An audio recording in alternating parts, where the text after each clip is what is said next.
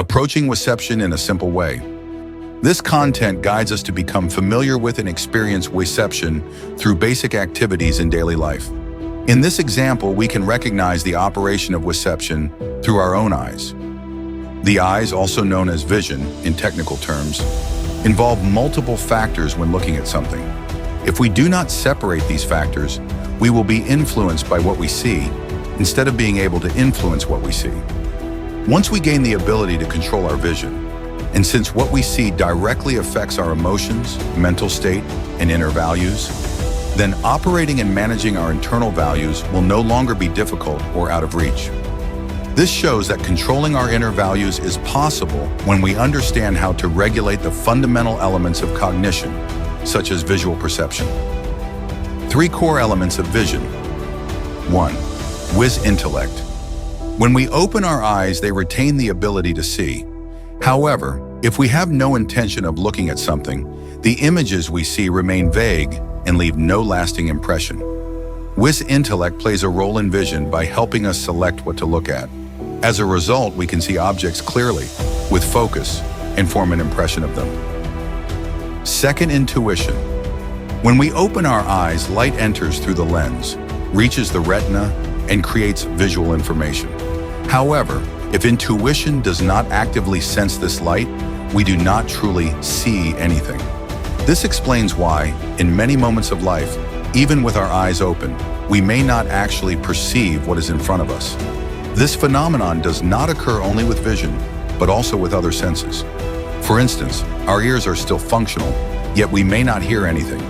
Likewise, if we are deeply engaged in speaking, listening, or thinking, we may lose awareness of sensations in our hands, feet, or back. This is similar to deep sleep. Most of our senses are still active, yet we do not consciously experience anything. 3. Wisception. Wisception is the most important element, governing both wisintellect and intuition. It has the ability to observe which perspective we are using, what purpose we have, through what means, and with what intensity. For example, when observing a scene, from a physical standpoint, the sharpest image is formed at the fovea, the central point of focus in the eye, while the surrounding areas gradually blur. However, Wisception enables us to observe how intuition and wisintellect are focusing on a specific object. For instance, a person may be looking at a screen, but their intuition is focused on concepts, logic, and the connections between them. At the same time, their Wisception is actively engaged in finding ways to help others understand those concepts. By skillfully operating Wisception, that person can maintain their focus on their primary goal instead of being distracted by surrounding images. A simple practice exercise. There is a small exercise we can practice immediately. Try to separate the 3 elements, wisintellect, intuition, and Wisception, as much as possible in our visual experience, and actively practice this awareness anytime we choose. For example, distinguish the operation of wisintellect. My eyes are open, but what exactly am I seeing? Why am I focusing on this particular object?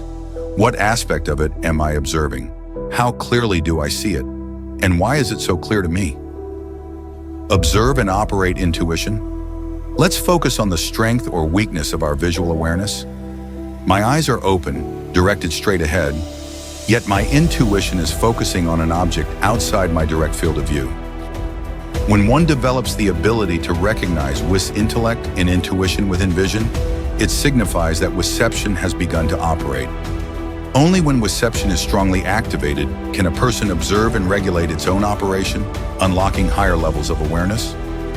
This topic will be further expanded in future discussions. The above exercise is a useful starting point for immediate practice.